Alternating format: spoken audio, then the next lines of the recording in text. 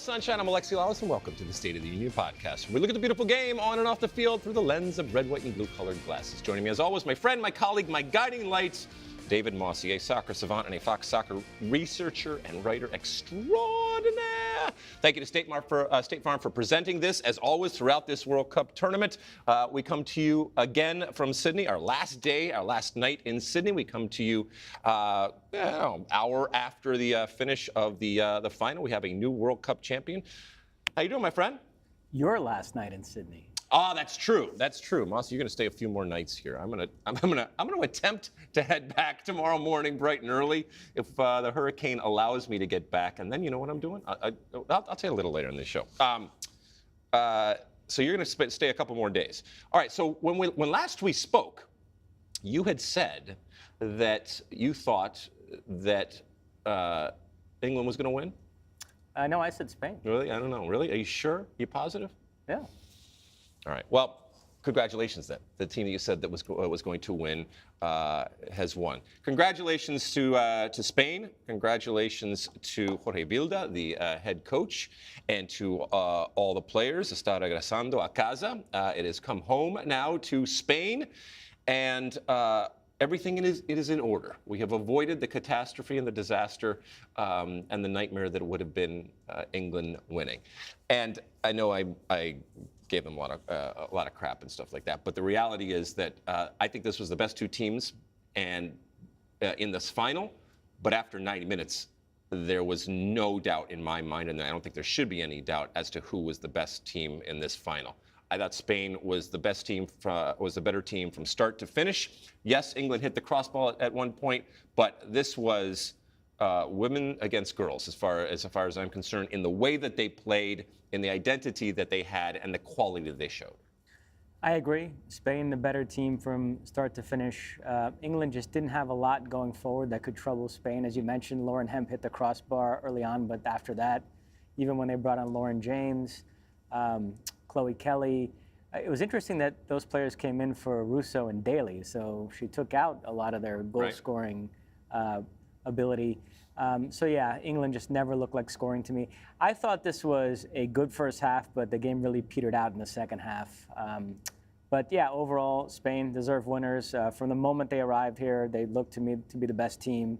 I feel now like my orgasms were warranted. They absolutely warranted orgasms on your part. Yeah. And if in any way, shape, or form I poo-pooed your orgasms earlier in the World Cup, I apologize. I should have recognized them, that they were genuine, authentic, and were to be celebrated, these orgasms. And maybe mine's, a delayed orgasm, in that after this game, I was really even more impressed than I had been through the tournament. I think this game in particular, the way that they played, and there were some moments where Spain came out of the back with 1- and 2-touch passing that was really phenomenal. And I said on air, after the game that, the romantics that play the game like this oftentimes aren't necessarily rewarded in the form of winning, in the form of trophies, because this is not easy to do what Spain is doing. And that they have regressed so far and evolved so far over this past 4 years is a credit to the talent that they have, but also the identity that has been instilled in this team, and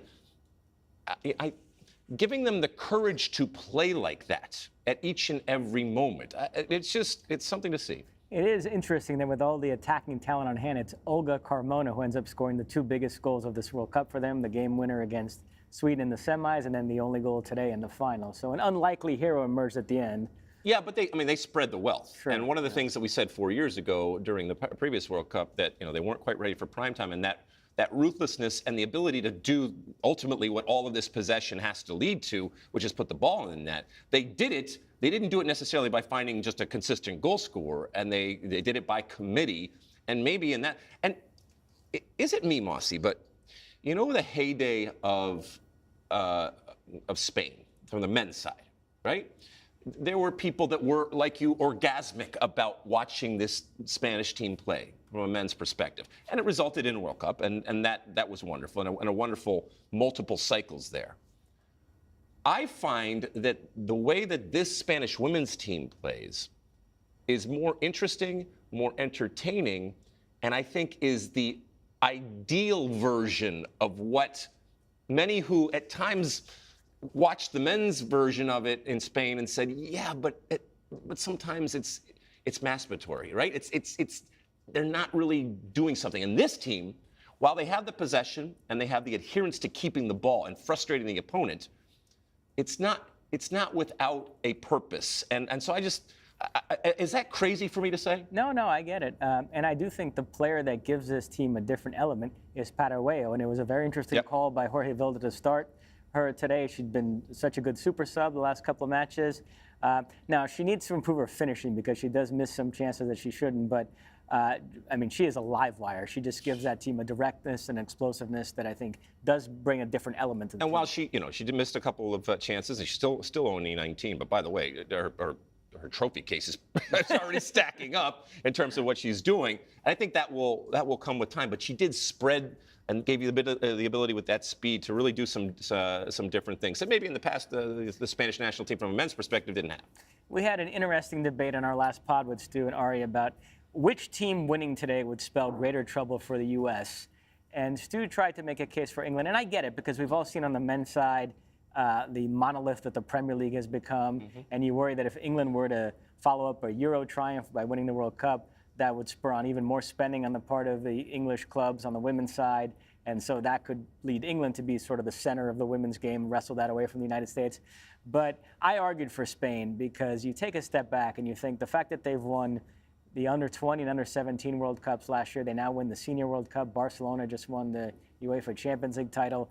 There's circumstances in which they won this tournament with the mutiny and having so many of their best players not even here and still being able to play the way they did. And the best player in the world, Alexi, is reduced to a role player because of injury. I just think we're entering a scary phase where this country could just take the women's game to a place where nobody else can keep up with them, and this could be a dynasty. Am I overreacting to that? No, I don't think you're overreacting to that. I mean, I don't think this is a Chicken Little type of situation. And this is again from a red, white, and blue perspective. Looking at it through the U.S. Women's National Team. The U.S. Women's National Team could use the next 4 years and come back in 2027 and win the World Cup. Okay, they have enough talent. I think they have enough resources to be able to do that. And Carly Lloyd was, I think, adamant tonight on our broadcast talking about how this isn't about because they don't have enough coaches or they don't have fields or they don't have the state-of-the-art type of technology and resources to be better. That's not the case. But I am interested in when people do see this, do they fight fire with fire? Whether it's the U.S. or anybody else, do they look at what Spain has done in the way that they play and try to emulate that, or say, you know what, that's not in our DNA, that's not something that we can do, and we're going to find a different way to break that down, either through physical intimidation or speed or just being incredibly efficient on set pieces or whatever it ends up being, because they can't do that type of possession. Because I think, and maybe it's just in the women's game the way that I see it, I think if there was an emphasis much more on the possession of the ball, I think others could emulate that. And it's not that the physical nature that the U.S., by the way, has capitalized on now for multiple decades. It's not that can't be important and that can't combat it. But I'll be interested to see if other countries look to Spain and say, we got to find a way from a technical perspective to get better with the ball. Yeah, what we saw on the men's side, this Spanish triumph reminds me a lot of the Euro 2008 men's triumph under Luis Aragonés, which kind of set off that whole Spanish era. And what you started to see is that other countries borrowed some elements of the way Spain played, but they tailored it to their personnel. So it wasn't exactly the same, but you could see there was more playing out of the back, more technical central midfielders. So I do think this Spanish team is going to have some influence in the women's game in the way the other top teams play, but allowing for the fact that each country is still going to have its own sort of peculiarities based on the players that they produce. Yeah, I don't think that anybody's saying that the United States women's national team should be like Spain. However, I will say this. At no time, even during their apex, and the heights of the U.S. women's national team winning World Cups and being the best in the world, at no time did they play like this. And actually, Julie Foudy had a great tweet about that. Somebody tweeted, oh, watching this Spain team is frustrating because this is how the U.S. women used to play. And Julie Foudy responded to it. He's like, actually, we never played like this. Julie's absolutely right. And she was, by the way, there. And again, That doesn't mean that they didn't play with quality. That doesn't mean that they weren't entertaining. But the way in which they went about winning and being successful and being the best in the world was just very, very different. And that was in their DNA at the time going forward. All right. So, and again, to your point, they're missing potentially half of a team here. So it boggles the mind the talent that they do have. Pute is still not even at her best, and yet they still find a way. Playing with a teenager up top, and they still find a way to win the World Cup. You do think that though from a Spanish perspective, this is the start of something big. This is not just a aberration or an anomaly type of thing. I do, absolutely. Okay. Should we go through the awards here? Sure. Any questions or debate relative to the Golden Ball? No, I've been talking up Bonmati all tournament. I think she's the best player in the world right now, and she does things with the ball that nobody else in the world can do. And so absolutely correct choice for her to win the Golden Ball. I don't think that there is any debate. And in particular tonight, some of the things that she was doing to get out of pressure, even within a team that is so comfortable with the ball, she's a whole nother step, a notch ahead of everybody else. And they look to her when they need to get out of pressure. She can get out of pressure when there's multiple players around her, and it's just a wonderful release valve to have.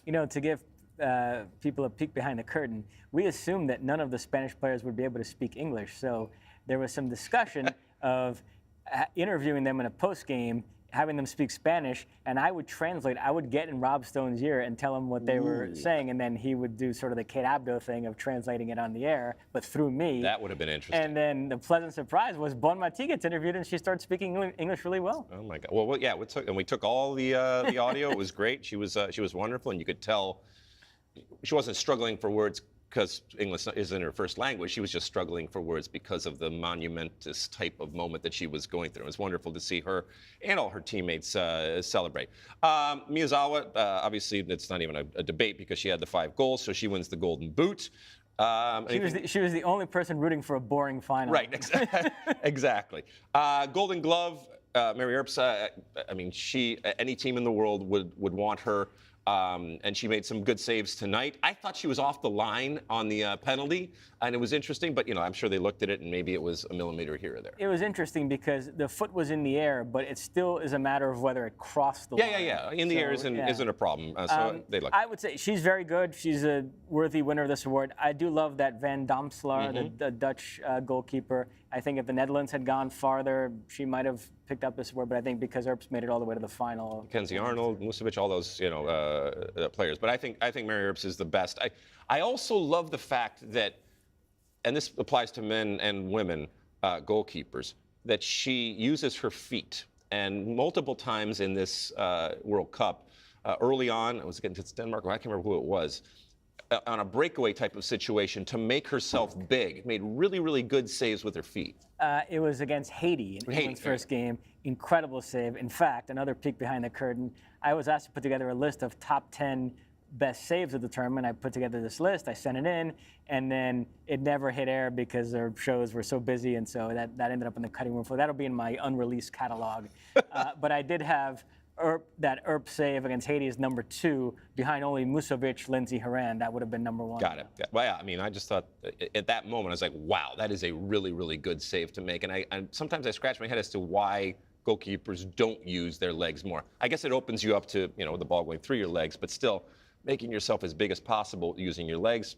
But I'm not a goalkeeper. So, young player of the tournament, we had talked about who potentially it could be. It ends up being Parajuelo. I don't think anybody's going to complain. Especially since she played 7 games and went all the way through the final and now is a World Cup champion. Yeah, a lot of great choices. One of the themes of this tournament, I think, was young phenoms. But the fact that she was the last one and shined in games of real import, she scored goals in the quarters and the semis and was one of the best players in the field in the final, I think you had to give it to her. Okay, so let's shift away from the World Cup just for a second before we put a cap on it, because we'll come back and kind of wrap this up, because this is our last night from the World Cup. But I was up early this morning and in my room firing up the Leagues Cup action that it continues to roll on. It is the final. It was the final today. Nashville hosting Inter Miami. And this Messi kid, I think he's going to be good, Mosse. He once again put on a show, scored an incredible goal. Probably should have had a couple hit off the post. If you're watching our show here, you see him just put this one upper 90, beating multiple players at the top of the box and then just curling it around and, making, I guess to some people, defenders look silly, but this is what Messi does.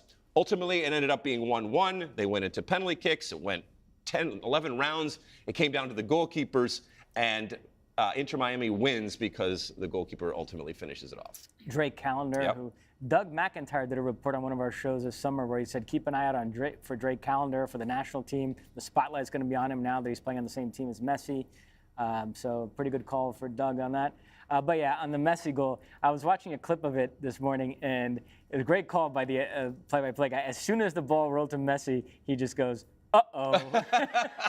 Yeah, I mean, it's wonderful. And again, I will keep reiterating this. Every single time that Messi scores a goal, it's not because MLS defending sucks. It's not because he's playing in MLS. He has been scoring goals for now almost going on 2 decades, right? And that's what he does. Certainly this one nobody could pick at. I mean, there was believe me, Mosse, I'm sure there are people that are picking on it. How could it possibly be? And there's 3 different people, but every league, every team he's ever played, every competition he's ever played, there are moments like this where he makes defenders, and great defenders, look silly. We've had some crazy shootouts lately. There was one between Internacional and River Plate in the Copa Libertadores. We had the Australia-France one at this Women's World Cup. Now this one, Inter Miami Nashville in the final Leagues Cup. So 3 here relatively and recently. Goalkeepers stepping up in those moments. That's a trend here too, which I suppose they know more about penalties than many actual field players. So that's a good thing. So congratulations to Inter Miami. Congratulations to owners the Mosses and David Beckham, and congratulations to Messi, who wins yet another trophy. Now, keep in mind, as of today, because the Leagues Cup is over, Messi sits in last place and has yet to score a goal or have an assist in Major League Soccer. Games commence today. Back to the regular season, because again, this was a standalone tournament that was held intra-MLS season. But he has a chance for another trophy here because they're in the semifinals of the U.S. Open Cup.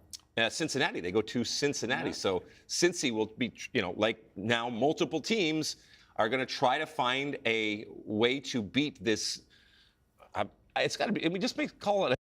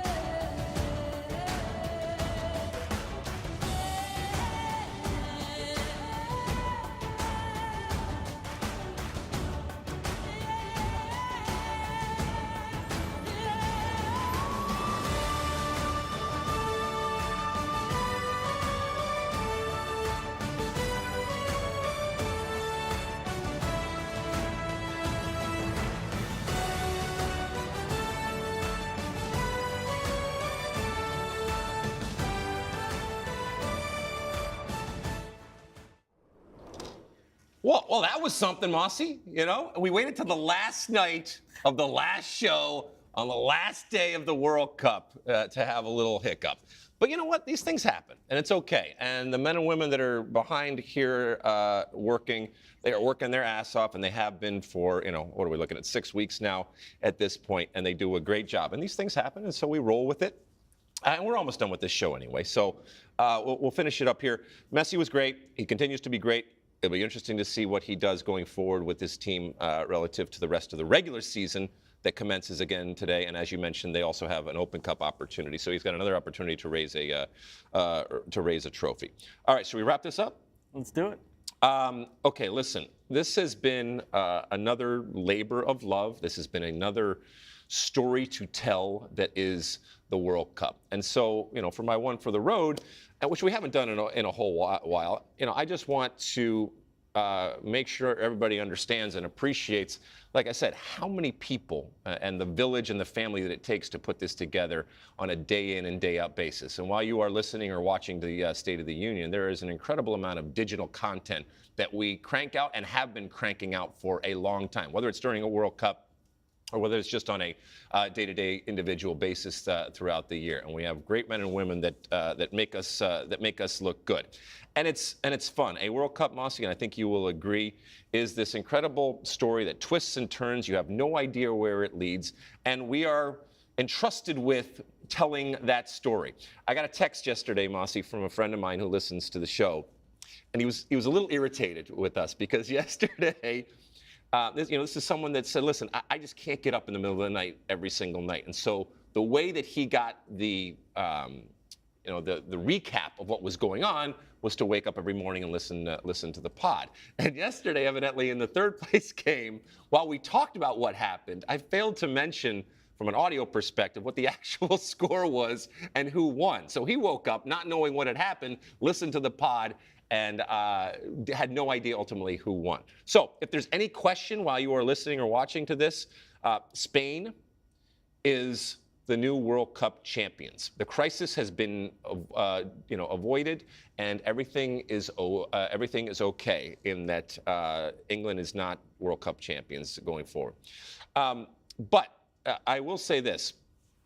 This set that we have that you have been, watching and seeing throughout this tournament, it will be gone like that. It'll be poof. It'll be like Brigadoon. It would just, you found it in the mist, and then it will be gone, as it is in each and every time. We've done now 2 World Cups in 8 months with Fox.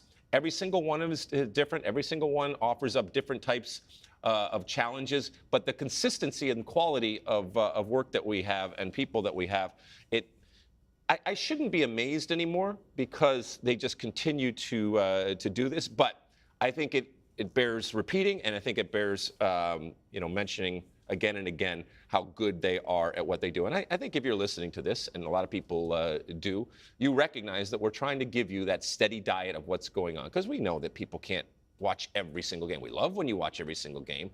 We love them when you listen to every single podcast. But we like to give you a little synopsis of what is happening. We're not going to stop, Mosse. Before we get out of here, tell us what your plans are between now and when we come back in a few weeks into September. Busy next couple of weeks. So as you mentioned, I'm going to spend a couple more days here in Sydney. Then I go back to LA for a few days, and then I am off to Spain. I have a wedding in Ibiza. Ibiza? Ibiza. But I tacked on some days in Madrid as well. I'm going to try to go to a Real Madrid game, see Vinny Jr. and Rodrigo, and then head to Ibiza, which I've never been. I can't wait, and I have a wedding that I'm excited about. So Mosse's going to Ibiza. Now, talk about content. Jesus, let's get this going. Well, yeah, I'm sure when I come back, I'll have all sorts of stories. And oh my goodness. Well, keep a diary or a video diary, or let the people know what's going on out there. That sounds like fun. But let me just say this: all the World Cups I've worked, this one it just went by the fastest. Yep. I mean, you blinked and it was over, and I'm kind of sad because I love being here. Sydney has shot up my list of favorite cities. Absolutely terrific. Love the people. So much stuff to do. I do wish restaurants and bars were open a little bit later. That'd be my only critique. It's very strange. It's a very strange city regarding that. I've never seen a city that makes you feel like it's later than it is. Right. I was telling you this, I've had these situations where I'm got to dinner with friends and we're sitting there talking, and all of a sudden the restaurant clears out and they're cleaning the tables, and you think, oh, we should get out of here and let these people close up. I mean, it is after all, and then you look at it, it's 8:30. It's so right. It's crazy, and then you're left. Well, what do we do now? But listen, that's how they roll over here in Sydney, and it's been wonderful. The people have been great. The city, obviously, everything that we have here has been wonderful. So I'm like I said, I'm attempting to get on a plane tomorrow morning and fly back to Los Angeles if Hurricane Hillary will allow that to happen. She's, I think, dissipated a little bit and hit some cold water, evidently, which is good. In that I hope everybody is safe and there are no problems going forward, whether it's us in the planes or actually on the ground with the flooding and all that kind of stuff. But it looks like we're going to get plenty of rain in Los Angeles. But I'm spending a day in Los Angeles, then I'm getting on a plane and I'm flying to Milwaukee, Wisconsin to satisfy my continued curiosity and fascination with this political season. I'm going to the Republican debate in Milwaukee, Wisconsin. So I got tickets and everything. Fox News is putting on this debate over there, and they were nice enough to help me out. So I will be in Wisconsin with not everybody, but with a number of candidates for the Republican nominee. Now, this one has a moderator. Yes, two moderators. What I would want is for you to go to one of those town hall ones where you get to ask a question. Where I get to stand up and ask a question? It's going to be fun. I'm really looking forward to just to kind of see this political machine in action and what's going on.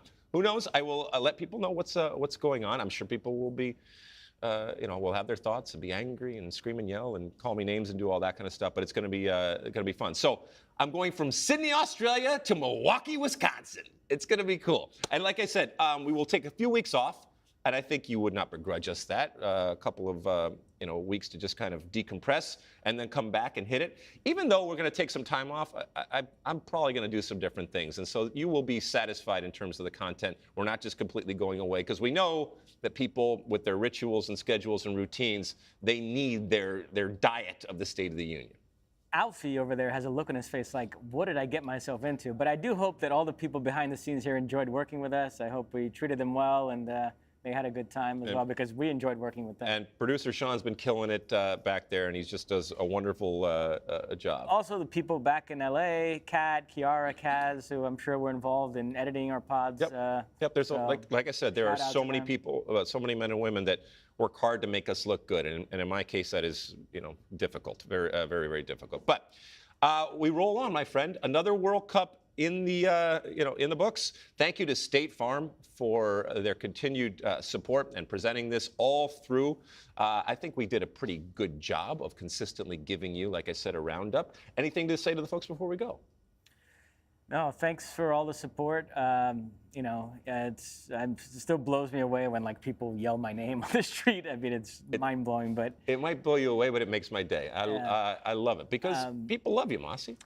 I love you, I hope so. But I don't know. I still don't think I'm that good at this, but people seem to enjoy the show. So please stop it. Please stop it. You're very, very good at this, and people, I think, appreciate not just what you tell them, but the way in which you tell them. And in our business, that is as important, because you have a wonderful sense of humor.